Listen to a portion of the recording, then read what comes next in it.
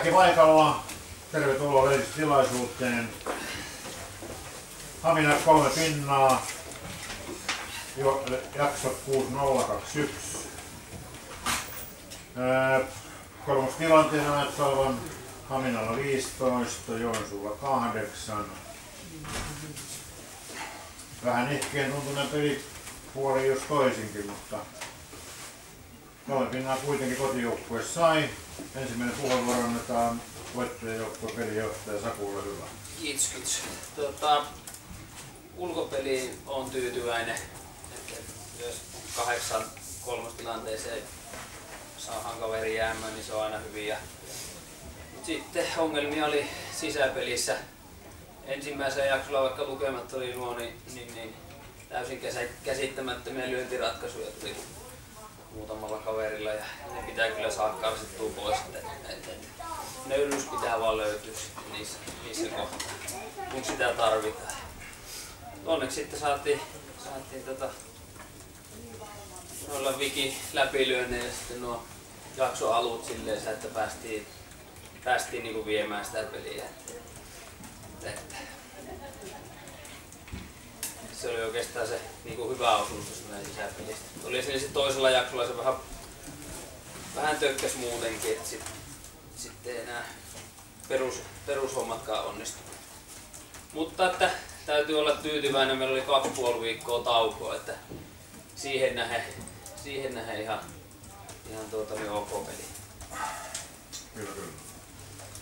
Selvä. Joensuun pelijohtaja, ole hyvä. Niin. No niin, oikein hankalaa tämmösen. Käsistä annettiin paljon ulkopelin puolella pinnoja, varsinkin ekalla jaksolla. Se sitten tekee siitä aika anemisen tuosta pelistä heti kun ensimmäiset 4 lyöjiä, niin sitten on jo pallo kerran tuolla lepikossa, niin se tekee aika anemisen tuosta touhusta väkisellä. Mutta. Ja sitten sisäpelin puolella niin ekalla jaksolla varsinkin ihan ihmeratkaisuja. Niin kun ei ole merkin mukaisia ratkaisuja, eikä sitten kun on niitä niin kun viimeisellä lyönnellä muutenkin niin menopesän rajaleikkureita ja tämmösiä, kun on muutenkin nihkeitä se peli, niin kun se sieltä räsähtää, niin sehän on hyvä, mutta kun pitäisi saada se peruspeli jollakin tavalla niin kuin uomis. Sitten se jää se koko jakso tuohon 5-6, niin se oli aina vähän nikki. Pitänyt kunnolla varmaan jossain vaiheessa poikkasta se tuolta peräpäästä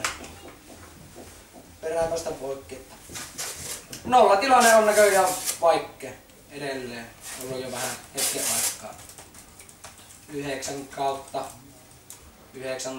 9/19 ne yritykset tuossa. Tuossa sitten taas, että 9 kertaa kun menty kentällä, 8 niistä ollaan saatu 3.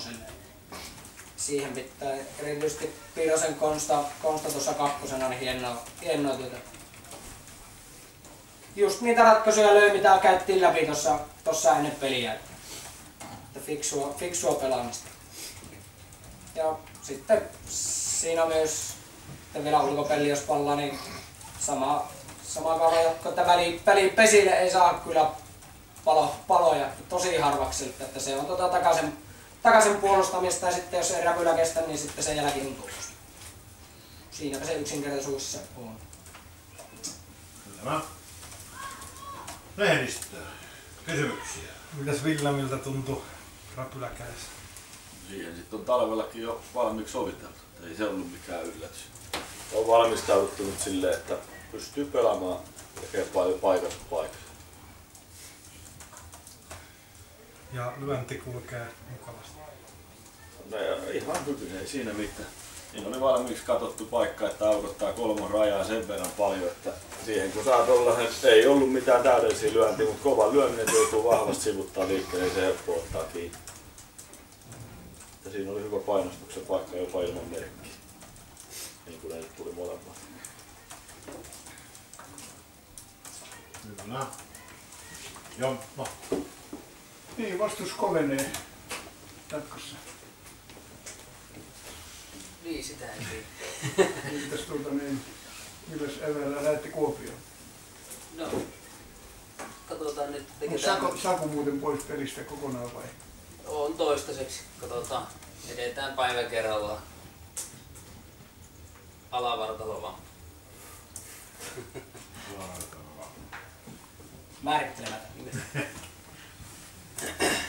Kerro vielä tuosta Rydän vaikutuksesta tuohon peliin. Mitä se niinku... No, kyllähän ton tason pelimies, niin kyllähän se tuo siihen ensinnäkin ulkopeliin tuo vauhtia ja tietysti sisäpeli taitoa numerolle 2. Että onhan sille iso vaikutus. Mutta enää ei nähdä sitten, niinkö oli vai? No näin ainakin nyt on tässä kohtaa tilanne. Selvä, kiitos.